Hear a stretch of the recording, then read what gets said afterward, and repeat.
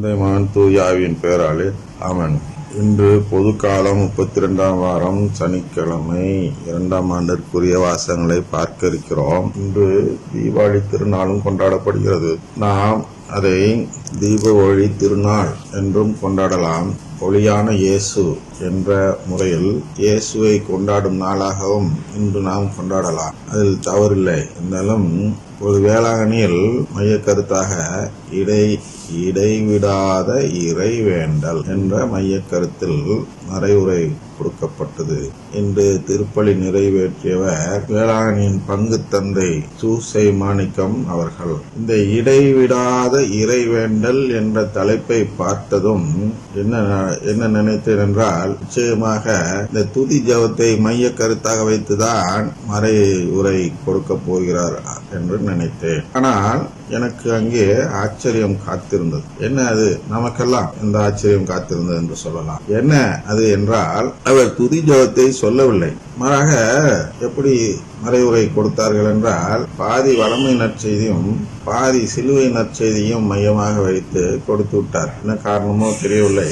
எதுக்கு பிரச்சனை, நம்ம ரெண்டையும் சொல்லிவிடுவோம் என்று சொன்னது போல் இருந்தது மறைவுரை. அதுல என்ன சிலுவை நற்செய்தி என்றால், வெரோனிகா அம்மா, புனித வெரோனிகாள், அதாவது அம்ப்ரோஸ், புனித அம்ப்ரோஸ், புனித வெரோனிகா, புனித அகஸ்தினா ஆகிய இவர்களை மைய கருத்தாக வைத்து ஒரு கதை சொன்னார்கள். அந்த கதைதான் என்ன என்றால், 17 ஆண்டுகள் புனித வெரோனிகா அம்மாள் வேண்டினார்கள் முதலில்.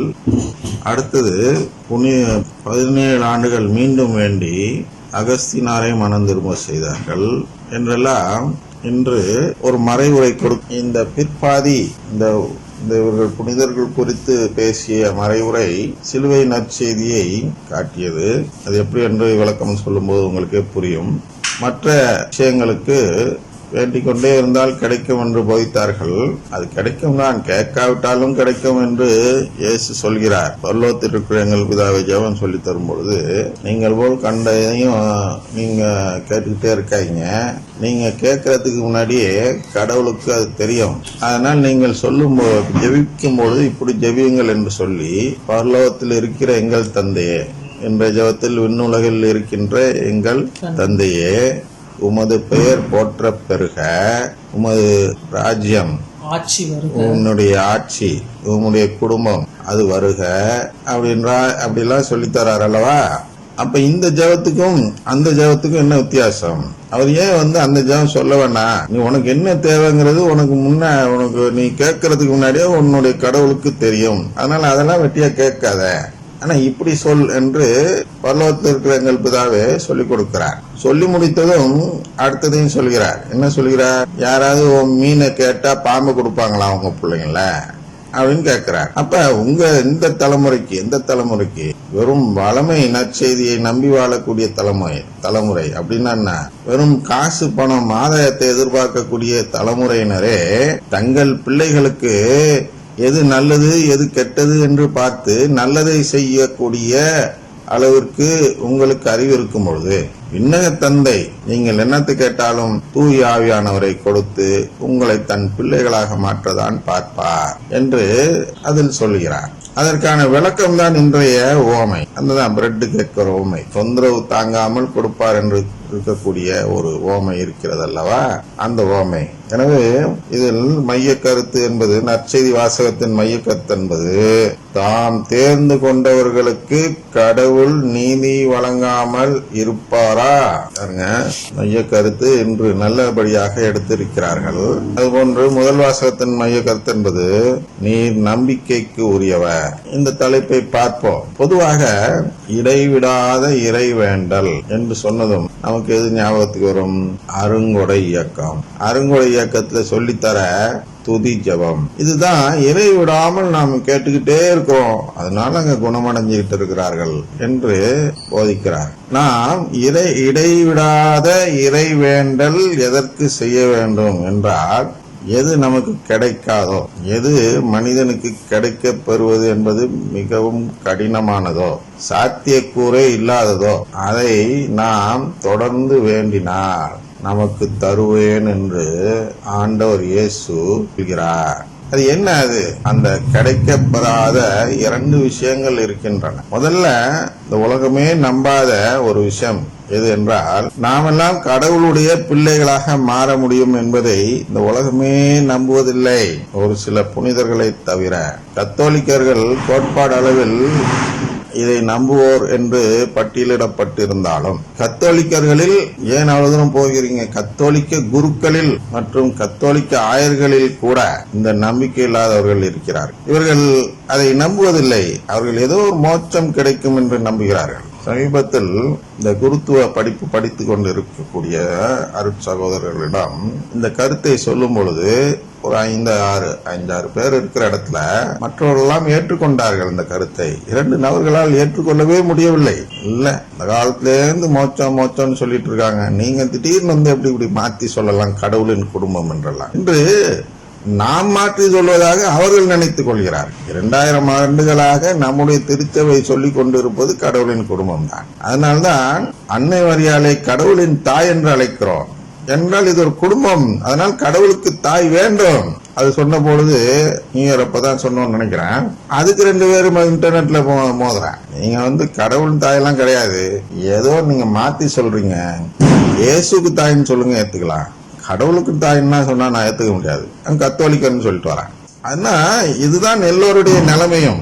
அவர்கள் இதை ஒரு குடும்பமாக பார்ப்பதில்லை. அதான் பார்க்கிறோம். அவ்வளவு பேர் ஏன் அருங்கொடைக்கு ஓடுறாங்க? ஏன் அருங்கொடையினால் ஒரு தவறும் இல்லை என்று போதிக்கிறார்கள் என்றால், அவர்கள் இந்த குடும்பத்தை நம்புவதில்லை. அதனால நம்ப முடியாத ஒரு எதிர்நோக்காக இருக்கிறது எது என்றால், கடவுளின் குடும்பத்தில் ஒரு உறுப்பினராக மாறுவது என்பது. நான் எதிர்நோக்கி இருக்க வேண்டும். எதை? இந்த உறவை எதிர்நோக்க வேண்டும். We should hope for this relationship with God, divine filiation. அதாவது நம்ம எதிர்பார்த்து நிற்கணும். அதான் எதிர்நோக்கு. கேட்கணும். அதை எதிர்நோக்கு நாம் வைக்கும் போதுதான் அதை கேட்கிறோம். இறைவிடாத வேண்டுதல் என்பது இந்த எதிர்நோக்கு. வெறும் நம்பிக்கை உதவாது, எதிர்நோக்கோடு சேர்ந்த நம்பிக்கை தான் உதவும் என்பதற்காக தான் இந்த ஒரு உதாரணத்தை, இந்த உவமையை சொல்கிறார். எதிர்நோக்கோடு இருப்பது, ஒவ்வொரு நாளும் எதிர்நோக்கி இருப்பதுதான் இடைவிடாது இறைவேண்டல் என்று இவர் சொல்லவில்லை, கேட்கிறது குறித்து சொல்கிறார். கோரிக்கை வைப்பது குறித்து நாம் சொல்கிறோம். அதை இறைவேண்டலாக மாற்றிவிட்டார்கள். அந்த இறைவேண்டலும் நம்மிடத்தில் இருக்கிறது. என்ன இடைவிடாத இறைவேண்டல் எது என்றால், ஜெபமாலையும் அன்றாட திருப்பலியும் தான் இந்த உவமையின் மைய கருத்து. இதை மறந்து விடுகிறார்கள். ஆனால் வெரோனிகா அம்மா மறக்கவில்லை. அவர்கள் 17 ஆண்டுகள் தினமும் திருப்பலி கண்டு ஜெபமாலை சொல்லி மனம் மாற வேண்டும் என்று வேண்டி, மனம் மாறுதல் என்றால் என்ன என்றால், இந்த குடும்பத்தில் அவருடைய கணவர் சேர வேண்டும், இந்த குடும்பத்தில் அந்த அம்ப்ரோசியாரா இல்ல, அவர்தான் கணவர் அம்ப்ரோசியார், அகஸ்தினார் சேர வேண்டும் என்று அந்த வெரோனிகா அம்மாள் வேண்டினார்கள். 17 ஆண்டுகள் வேண்டிய பின் அவர்கள் சேர்ந்தார்கள், புனிதராக மாறினார்கள். ஆனால் இறை வேண்டல் அதுல எது கிடைக்காது. 17 ஆண்டுகளா ஒருவருக்கு உணவு கிடைக்காமல் இருக்குமா? அது கிடைச்சிரும். பணம் கிடைக்காம இருக்குமா? கிடைச்சிரும். உறைவிடம், உடை, இதெல்லாம் கிடைச்சிரும். ஒண்ணுதான் ரொம்ப கஷ்டம். எதுனா உறவு, கடவுளின் உறவு. குடும்ப உலகத்தாரை பார்த்து சொல்கிறார், ஆமாப்பா இது கிடைக்காத ஒண்ணுதான், ஒத்துக்கிறேன். இது ஒண்ணு மனிதன் ஆசைப்படக்கூடாத ஒரு பேராசைக்குரிய ஒரு விஷயம்தான், கடவுளின் உறவை பெறுவது என்பது. ஆனால் அது கிடைக்காத ஒன்றாக இருந்தால் கூட நீ இடைவிடாமல் கேட்டால், அந்த இடைவிடாமல் கேட்பதற்காகவாவது நான் அதை உமக்கு தருவேன் என்று சொல்வதற்காக தான் இந்த உவமையை சொல்கிறார். ஏதோ அந்த நாட்டுல காசு கொடுக்கறது, சுகம் கொடுக்கறது, அடையாளம் காட்டுவது, இதெல்லாம் இல்லை. இதெல்லாம் ஒரு அற்ப விஷயம், எல்லாருக்கும் கிடைக்கிற விஷயம். அதுக்கு நீ ரொம்ப போட்டு வேண்டிட்டுலாம் இருக்க வேண்டாம். நீ கேட்கறதுக்கு முன்னாடியே உனக்கு ரெடியா எடுத்து வச்சிருந்தான். உனக்கு இதுதான் படிபோடுதல் என்று சொல்வார்கள் எங்கள் பக்கத்துல. ஊர்ல என்ன பண்றாங்கன்னு தெரியல. ஏன்னா படிபோடுதல்ங்கிறது கிறிஸ்தவ வார்த்தை அல்ல, நம்முடைய கலாச்சார வார்த்தை. அந்த எறும்பு கூட படி போடுறார் என்றெல்லாம் நம்புவார்கள். அதுபோன்று அந்த வியாபாரத்துக்கு செல்பவர்கள் அதுக்கு நேரடியா முதல் ஆளாக திருப்பலி நிற்பார்கள் என்று பார்த்தோம். முதல் ஆளாக திருப்பலிக்கு சென்று விட்டால் அன்று கடவுள் அதிகமாக படி போடுவார் என்று அவர்களுடைய நம்பிக்கை. எனவே அதுக்கு அன்றைக்கு நன்றாக வியாபாரம் நடக்க வேண்டும் என்ற நோக்கத்தில் பலர் திருப்பலிக்கு போகிறார்கள். அது தவறு என்று சொல்லவில்லை. ஆனால் அது ஒரு பெரிய விஷயம் அல்ல. கடவுள் அதை பெரிய விஷயமா நினைச்சுக்கிட்டு படி போடுறது இல்ல. கடவுள் எதை பெரிய விஷயமா நினைக்கிறார் என்றால் நாம் அவருடைய உறவை கேட்பதுதான் பெரிய விஷயம். நான் உலகத்திலே 1ஆம் நம்பர் பணக்காரன் ஆகணும் என்று வேண்டும் பொழுது நாம் ஏதோ பெரிய பேராசைப்பட்டு வேண்டிவிட்டேன் என்று நீங்கள் நினைக்கூடாது. அது கடவுளுக்கு அது சின்ன விஷயம். ஒரு நொடி பொழுதில் அந்த கல்லை எல்லாம் அவரால் தங்கமாக மாற்றி இருக்க முடியும். அதெல்லாம் செய்யல. அதுதான் அவன் சொல்றான், இந்த உலகத்தையே உனக்கு ஆதாயமாக்கிறேன் காலில் விழுந்து கேட்கிறான். கடவுளை சோதிக்கும் பொழுது ஒண்ணு என்ன, ஒரே ஒரு செயல் நாம் செய்துவிட்டால் இந்த உலகத்துக்கே அரசராகி விடலாம். என்ன அந்த செயல்? அதுதான் அந்த இவர்கள் செய்கிறார்கள். தலவெட்டி சங்கத்தை சேர்ந்தவர்கள் என்று ஃப்ரீமேசன்ஸ் என்று சொல்கிறோம். அவர்கள் என்ன செய்கிறார்கள் என்றால் சாத்தானையே வழிபடுகிறார்கள். ஏன்? அந்த செல்வத்தை பெற. அதுபோன்று நாமும் செல்வத்தை பெற வேண்டும் என்றால் சாத்தானுடைய காலில் விழுந்து விடுவோம் என்றால், சாத்தானுடைய காலில் விழுவது என்பது இவர்கள் செய்யும் செயல் அல்ல. இவர்கள் சாத்தானை வழிபடவில்லை. சாத்தான் என்ற பெயரில் யாரையோ வைத்து வழிபடுகிறார்கள்.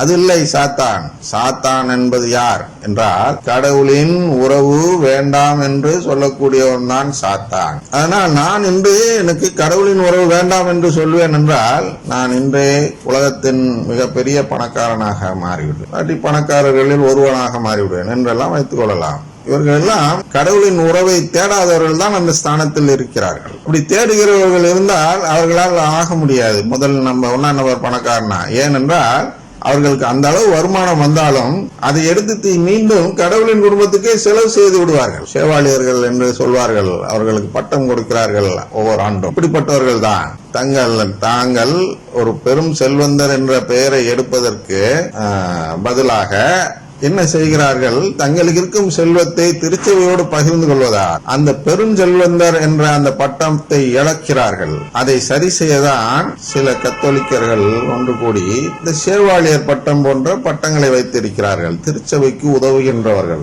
திருச்சபைக்கு உதவுகின்றவர்கள் என்று சொல்லும் பொழுது அது என்ன பொருள்படுகிறது என்றால் கடவுளின் குடும்ப பொறுப்பை ஏற்றுக்கொண்டவர்கள் என்று பொருள்படுகிறது. நாமெல்லாம் ஒரு குடும்ப வாழ்ந்தவர்கள் தான். இதை செய்தி கேட்கக்கூடிய யாராக இருந்தாலும் குடும்பம் என்றால் என்ன என்று தெரியாதவர்கள் இதை கேட்கிறது இல்லை. அனைவருமே ஒரு குடும்பத்தில் இருந்தவர்கள் தான் இருக்கிறவர்கள். இந்த குடும்பத்தில் ஓரிருவர் யாராக இருப்பார் என்றால் சம்பாதிக்கும் திறன் படைத்தவர்களாக இருப்பார்கள்.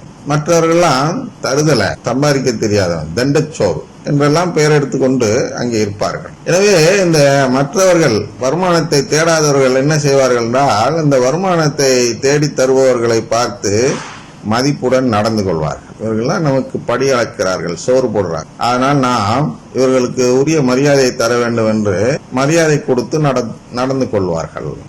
அவர்கள் அந்த குடும்ப பொறுப்பை ஏற்றுக்கொண்டதற்கு கிடைப்பது தான் அந்த மரியாதை. அதுபோன்று இவர்கள் பெரும் செல்வந்தராக இருக்கக்கூடிய நல்ல என்று சொல்லக்கூடாது, பெரும் செல்வந்தராக இருக்கக்கூடிய அந்த கடவுளின் குடும்பத்து நம்பிக்கை உடையவர்கள் என்ன செய்வார்கள் என்றால் அந்த பெரும் செல்வத்தை திருச்சபையோடு, அதாவது கடவுளின் குடும்பத்தினரோடு பகிர்ந்து கொள்வதில் குறியாக இருப்பார்கள். இவர்கள் பகிர்ந்து கொள்வதால் இவர்கள் உலகத்தின் மிக பெரிய பணக்காரர் என்ற பெயரை எடுக்கவே முடியாது. இதெல்லாம் சாத்தான் செல்வந்தர்களுக்கு வைக்கும் சோதனை. இதை நாம் திருச்சபையோடு பகிர்ந்து கொள்ள வேண்டும். எனவே இடைவிடாது இறைவேண்டல் என்பது எதில் இருக்கக்கூடாது? செல்வத்தில் இருக்கக்கூடாது, வளமையில் இருக்கக்கூடாது. அதை சொல்லி ஆரம்பிக்கிறார் இன்றைய மறைவுரையை. வளமைக்காக எப்படி இறைவேண்டல் செய்ய வேண்டும் என்று இன்று மையக்கருத்து கொடுக்கப்படுகிறது என்று சொல்லி ஆரம்பித்தார். எதிர்பார்த்ததுதான்.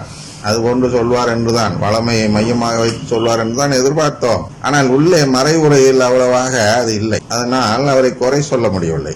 ஏதோ ஒரு மாற்றம் தெரிகிறது நமது பங்கு தந்தையிடம். மாற்றமா என்பது அடுத்தடுத்த வார திருப்பள்ளியில் தெரியும். இது யதார்த்தமாக காக்கா வர பணம் வந்த கதை போலும் இருக்கலாம். ஆனால் இந்த மாற்றம் தான் ஒவ்வொரு குருக்களுக்கும் இன்று தேவைப்படுகிறது. என்ன மாற்றம்? வளமை செய்தியிலிருந்து சிலுவை செய்திக்கு மாற வேண்டும். தூயாவியானவர் வழி நடத்தியதால் அந்த பங்கு தந்தை அவர்களுக்கு இந்த 3 புனிதர்களின் உதாரணம் தோன்றி இருக்கிறது. எல்லா அருட்தந்தையருக்கும் ஒரே மாதிரியான மறைவுரை வராது அல்லவா?